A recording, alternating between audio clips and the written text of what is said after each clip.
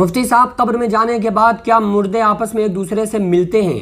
جی، جب کسی بندے کا انتقال ہو جاتا ہے اور کوئی انسان، جب لوگ اس کو جنازے کو اٹھا کر قبرستان میں رکھتے ہیں جا کر، اور اس سے پہلے کوئی ایسا شخص وہاں دفن ہوتا ہے جو اس کو دنیا میں جانتا تھا. ایسا ہوتا ہے نا، عام طور سے جو قبرستان ہوتی ہیں تو اپنے اپنے علاقے ہوتے ہیں کہ بھائی اس خاندان کے لوگ اس جگہ پر دفن ہوں گے، فلاں خاندان کے لوگوں کی قبریں یہاں پر ہیں. تو وہ دنیا میں ایک دوسرے کو جو لوگ جانتے تھے، تو وہ مثلا کسی باپ کا انتقال ہوا، اس کو قبر کے اندر رکھ دیا گیا. پھر 10 سال بعد 20 سال بعد اس کے بیٹے کا انتقال ہوا، بیٹے کو بھی اسی قبرستان میں ایک قبر بنا کے وہاں رکھا گیا. تو وہ باپ جو اس سے 20 سال پہلے قبر کے اندر دفن تھا، وہ اس کو یہ معلوم ہو جاتا ہے کہ آج ہمارا بیٹا قبر کے اندر آیا ہے. اور اگر وہ اچھی حالت میں ہوتا ہے، یعنی اس کے اوپر عذاب نہیں ہو رہا ہوتا ہے، عذاب اس پر طاری نہیں ہوتا ہے، تو پھر وہ اپنے بیٹے سے یا جو بھی عزیز و اقربا میں سے ملنے جلنے والا جسے دنیا میں جانتا تھا، آپس میں خیریت پوچھتے ہیں اور دوسروں کے حالات بھی پوچھتے ہیں کہ بتاؤ فلاں کا کیا حال ہے، بتاؤ فلاں کے کیا حالات ہیں، بتاؤ فلاں کے کیا حال ہے. تو حالات بھی دریافت کرتے ہیں مردے آپس میں ایک دوسرے سے. لیکن ایک کنڈیشن ہے، وہ کنڈیشن یہ ہے کہ اگر کوئی آپ کا دوست ہے اور آپ اسے بہت اچھے سے جانتے ہیں اور وہ آپ کے گھر پہ آیا، تو آپ کتنا زیادہ اس کو چائے پلائیں گے، کولڈ ڈرنک پلائیں گے، اچھے سے اس کی خاطر داری کریں گے. لیکن آپ کو سخت بخار ہے، سخت بخار میں کوئی بندہ پڑا ہوا ہے، اب اس کا دوست عزیز و اقربا میں سے کوئی آ گیا، اب وہ آیا تو اب وہ کہے گا کہ ان کو چائے پلائی جائے، وہ کہے گا ان کے لیے کولڈ ڈرنک منگواؤ. کیونکہ وہ کسی کی کوئی خیریت نہیں پوچھے گا. وہ خود اتنے سخت بخار میں پڑا ہوا ہے کہ وہ دوسرے سے پوچھنے کے لائق ہی نہیں ہے کہ کسی سے خیریت کو پوچھے. یہی حال عالم برزخ میں اس بندے کا ہوتا ہے جو سزاؤں میں ملوث ہوتا ہے، جس کے اوپر خطرناک سزائیں اور کارروائی ہو رہی ہوتی ہے.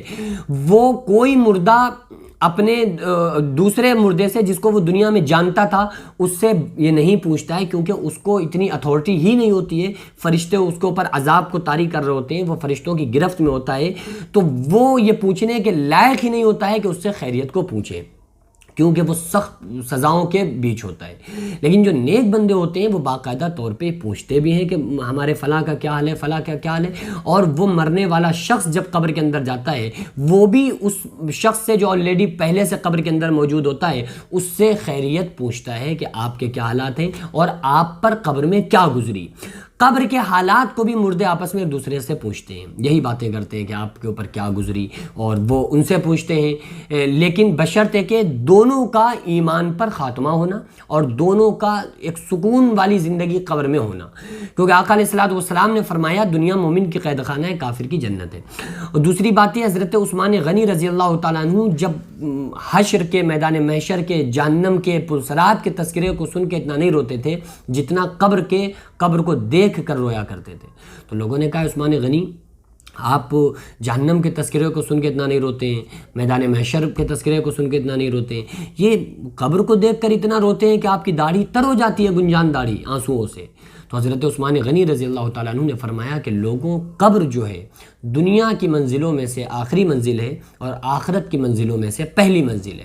اگر بندہ قبر سے نکل گیا تو آنے والی جتنی منزلیں ہیں وہ سب کو آسانی کے ساتھ طے کر لے گا. لیکن اگر قبر میں پھنس گیا، قبر میں لگ گیا، تو آنے والی جتنی منزلیں ہیں اس کے لیے وہ ساری منزلیں خطرناک اور بہت ہی مضر ہوتی چلی جائیں گی. تو قبر جو ہے یہی اصل ہے. قبر جنت کے باغوں میں سے ایک باغ ہے یا جہنم کے گڑھوں میں سے ایک گڑھا ہے. جنت کے باغ ان کے لیے ہے جو دنیا میں اللہ اور اس کے رسول صلی اللہ علیہ وسلم کے فرما بردار بن کر زندگی جنہوں نے گزاری تھی، اور جہنم کا گڑھا قبر ان لوگوں کے لیے ہے جنہوں نے حضور صلی اللہ علیہ وسلم کی شریعت کا مذاق بنا کر اور پسے پشت ڈال کر زندگی گزاری تھی. ان کے لیے جو قبر ہے وہ جہنم کے گڑھوں میں سے ایک گڑھا ہے. تو ہم لوگوں کو تیاری اس چیز کی دنیا میں کرنا چاہیے کہ جو ہماری قبر کی لائف ہے، قبر کی زندگی ہے، وہ اچھی ہو جائے. ہماری میدان محشر اور حشر اور پلسرات، یہ جو ساری منزلیں ہم کو طے کرنا ہے، یہ ساری ہماری جو لائف ہو آنے والی، یہ ہماری بہتر ہونا چاہیے. یہ جبھی ہوگی جب ہم اللہ کے نبی صلی اللہ علیہ وسلم کے بتائے ہوئے طریقوں پر عمل کریں گے.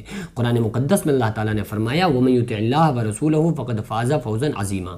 جس نے اللہ اور اس کے رسول صلی اللہ علیہ وسلم کی فرما برداری کی وہ کامیاب ہوا. اللہ تعالیٰ سے دعا ہے اللہ تبارک و تعالیٰ ہم تمام لوگوں کو نیک اور اچھے عمل کرنے کی توفیق عطا فرمائے. وما علینا الا البلاغ. السلام علیکم ورحمۃ اللہ تعالیٰ وبرکاتہ.